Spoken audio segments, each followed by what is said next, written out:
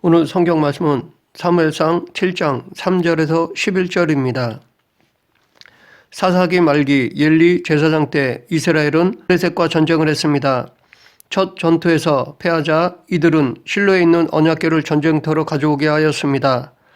이들은 과거 조상들이 가나안 땅에 들어올 때 언약궤를 앞세워 전쟁에서 승리한 것을 생각했습니다.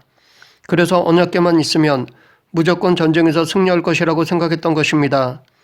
언약궤와 함께 제사장 엘리의 두 아들 홈니와 비느하스도 전쟁에 참가했습니다.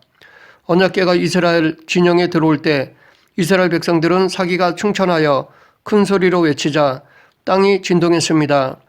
그 소리를 듣고 블레셋 사람들은 두려움을 느꼈습니다. 그러나 블레셋 사람들은 다시 용기를 내어 이스라엘 백성들과 전쟁을 치렀습니다. 그런데 이스라엘 백성들이 언약궤를 앞세웠지만 패하고 말았습니다.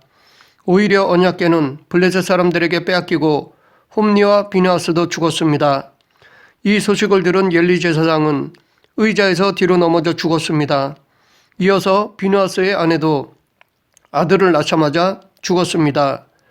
당시 이스라엘 백성들은 하나님의 말씀을 듣지 않았습니다. 하나님의 뜻을 알려고도 하지 않고 순종하지도 않았습니다. 이 시대 때 사람들은 각기 자기의 소견에 오른 대로 행했습니다.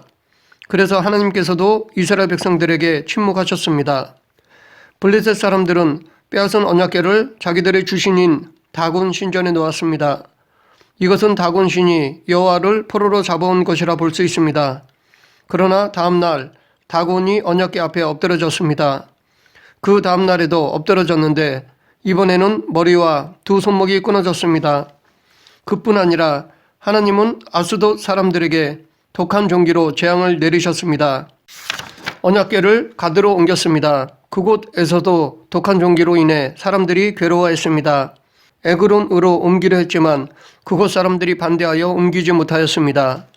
할 수 없이 블레셋 사람들은 언약궤를 이스라엘로 다시 보내기로 하였습니다.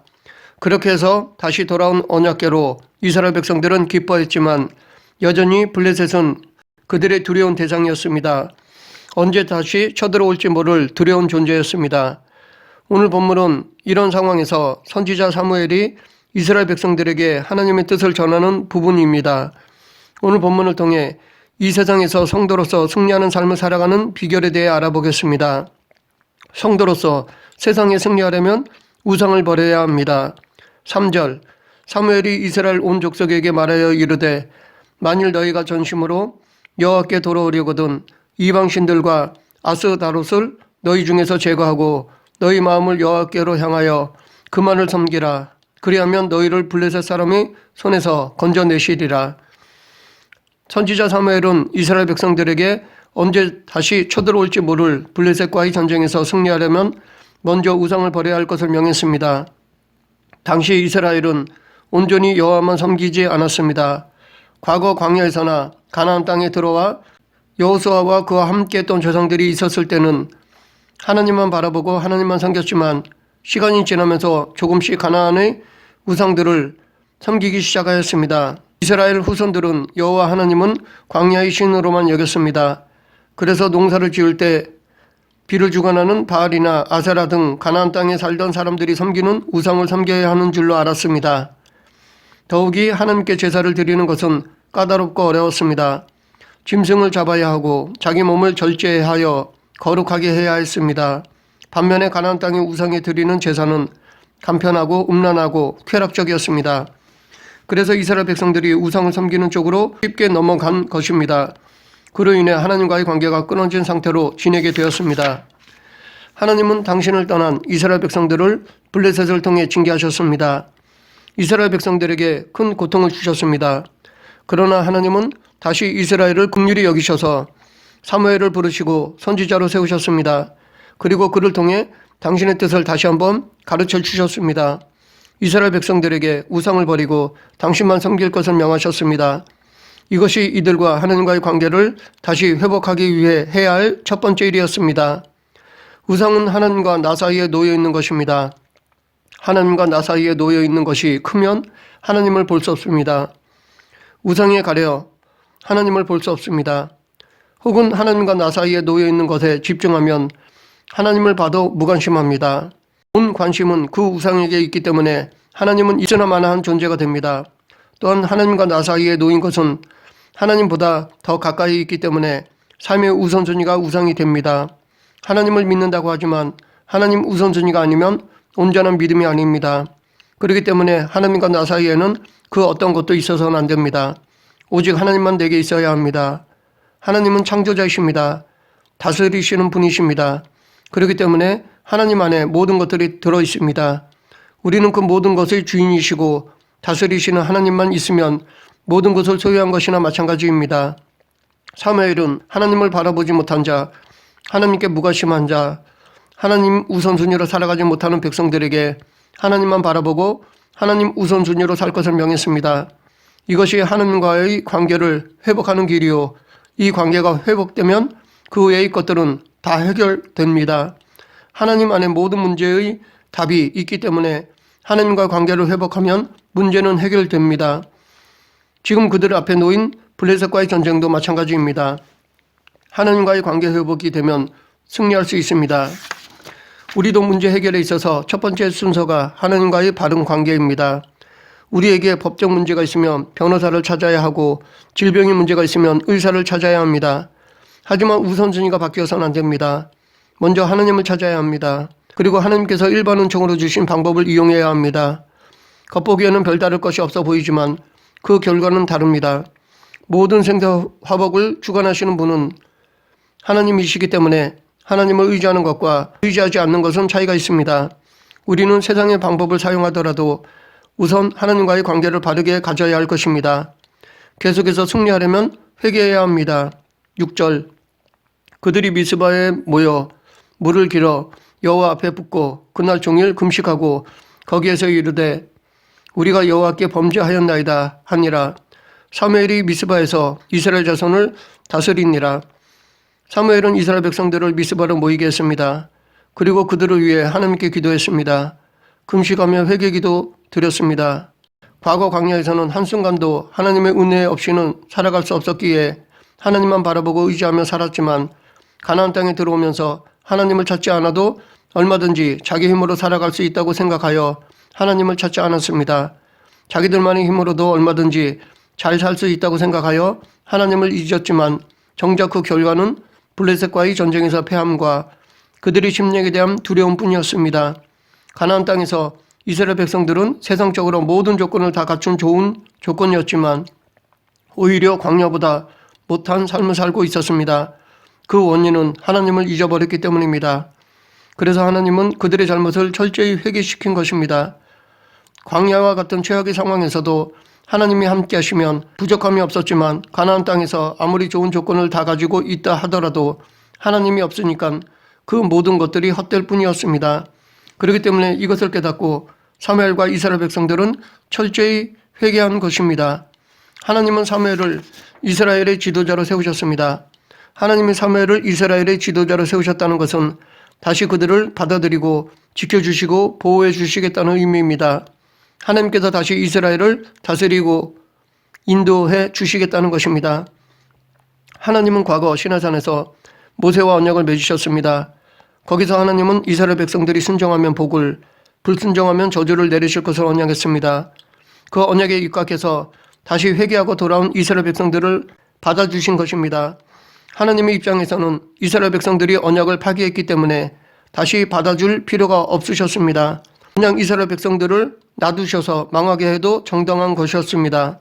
그러나 하나님은 당신의 사랑으로 그들을 다시 품어주신 것입니다. 당신을 배신한 이스라엘 백성들을 긍휼히 여겨주시고 다시 사랑으로 품어주신 것입니다. 이처럼 우리의 하나님은 사랑이 무한하시며 긍휼이 크십니다.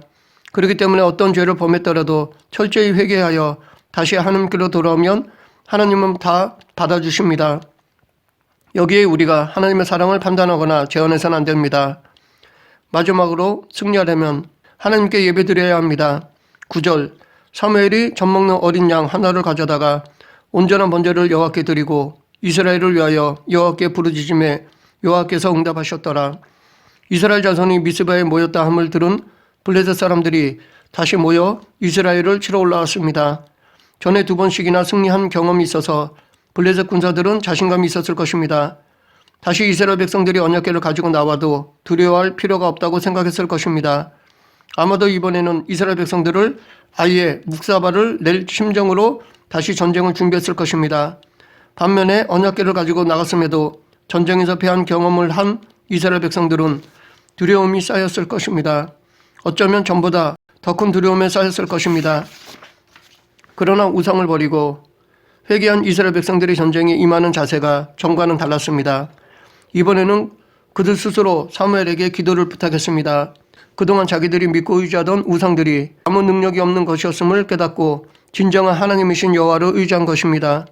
아마도 이들은 빼앗긴 하나님의 임재의 상징인 언약궤가 블레셋의 우상 다곤신을 벌하고 귀한 대접을 받으며 다시 돌아온 것을 보면서 여호와 하나님만이 살아계시며 전능하신 분이심을 깨달았던 것 같습니다. 하나님께로 돌아온 이스라엘 백성들이 기도 요청에 사무엘은 하나님께 번제를 드렸습니다. 번제는 하나님에 대한 전적인 헌신을 의미하는 제사입니다. 사무엘이 하나님께 번제를 드렸다는 것은 이제부터 오직 하나님만 섬기겠다는 의미였습니다. 앞으로는 그 어떤 우상도 섬기지 않고 오직 하나님만 섬기겠다는 헌신의 예배였습니다. 사무엘이 드린 이 번제는 성도라면 마땅히 드려야 할 예배입니다. 우리는 예배를 통해 무엇을 받으려 하기보다는 우리의 것을 드려야 하는 것이 먼저입니다. 하지만 저를 비롯한 많은 사람들은 예배를 통해 내 문제, 내 소원을 이루려는 목적을 두는 경향이 있습니다. 예배는 하나님께 드리는 것입니다. 우리가 예배를 통해 하나님께 우리의 모든 것을 드릴 때 우리의 형편, 상황을 다 아시는 하나님께서 은혜를 주시는 것입니다. 물론 우리는 예배를 통해 우리의 문제가 해결되고 소망을 이룹니다. 하지만 예배를 임하는 자세는 받는 것보다는 드리는 것에 초점을 맞추고 마음을 다해야 합니다. 온 마음 다해 내 모든 것을 드릴 때 받는 은혜를 누릴 수 있습니다. 그렇기 때문에 우선순위에서 바뀌지 않도록 항상 예배 중에 내 중심을 성찰해야 할 것입니다. 앞에 우상을 버리는 것과 회개하는 것은 개인적인 차원이라면 이 세 번째 예배는 공동체적인 것이라 할 수 있습니다. 다시 말해 우상은 개인마다 다를 수 있고 회개 내용도 개인마다 다를 수 있습니다. 그래서 이것은 개인적으로 차이가 있는 문제로 볼 수 있습니다. 반면에 예배는 공동체적입니다. 한 목적으로 한 마음으로 함께 드려야 하는 것입니다. 하나님께 예배를 드리는 것에 있어서 개인적인 차이는 없습니다. 빈부귀천, 남녀노소 상관없이 다 똑같은 목적으로 드려야 합니다. 그러므로 우리는 함께 모여 예배를 드려야 합니다. 그런데 예배를 함께 드리는 가운데 편을 나누어서는 안 됩니다. 물론 교회도 많은 사람들이 모인 곳이기에 질서를 위해서 조직을 구성합니다. 하지만 그것이 당이 되어서는 안 됩니다. 교회를 위한 당회, 구역, 기관이 있어야 하지 소수 집단의 이익을 위한 당이 되어서는 안 됩니다. 그러나 요즘 큰 교회에서는 그렇지 않은 모습을 보이기도 합니다. 큰 교회 성도들 중에 대부분의 사람은 교회에 관심을 가지지 않습니다. 이들은 단지 예배만 드리고 갑니다. 그저 개인 구원에만 신경을 씁니다. 반면에 소수의 집단이 교회를 좌지우지합니다. 혹은 교회 안에서도 당을 지어 그들의 이익을 위해 싸우기도 합니다. 이것은 올바르지 않습니다. 교회는 싸우는 것이 아니라 하나님께 예배를 드리는 곳입니다. 그런데 예배만 드려서는 안 됩니다. 교회는 기본적으로 세 가지를 해야 합니다. 예배, 친교, 봉사입니다. 이 세 가지를 해야 온전한 교회라 볼 수 있습니다. 그런데 요즘 많은 사람들은 예배만 드리면 성도로서 의무를 다한 것으로 여기는 경향이 있습니다. 성도 간의 친교를 가져야 합니다. 한 가족이 되어야 합니다. 서로 형제자매가 되어 돕고 협력해야 합니다. 그리고 교회 안에서나 밖에서나 봉사해야 합니다. 우리끼리만 믿고 구원받는 것이 아니라 이웃에게 복음을 전하고 사랑을 나누어야 합니다. 이 세 가지를 고루 갖춘 교회가 건강한 교회요 예수님이 원하시는 교회라 생각합니다. 그러면 하나님은 어떻게 이스라엘 백성들에게 승리를 주셨을까요? 10절 사무엘이 번제를 드릴 때 블레셋 사람이 이스라엘과 싸우려고 가까이 오매 그날에 여호와께서 블레셋 사람에게 큰 우레를 발하여 그들을 어지럽게 하시니 그들이 이스라엘 앞에 패한지라. 하나님은 블레셋 사람들에게 큰 우레를 내리셨습니다. 그 우레가 얼마나 대단한지 그들이 정신을 차리지 못할 정도였습니다. 당시 사람들은 우레를 신의 노예음으로 여기기도 했습니다. 그래서 블레셋 사람들은 갑자기 내리는 우레에 두려워하며 어쩔 줄 몰랐던 것이었습니다. 반면에 이스라엘 백성들은 그 우레를 발행하신 주체를 알고 있었습니다.